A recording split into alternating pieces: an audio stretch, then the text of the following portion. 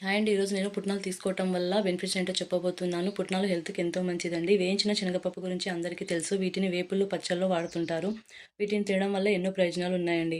వీటిలో ఫైబర్ ఎక్కువగా ఉంటుంది. జీర్ణ వ్యవస్థను ఇది చురుగ్గా ఉంచుతుందండి.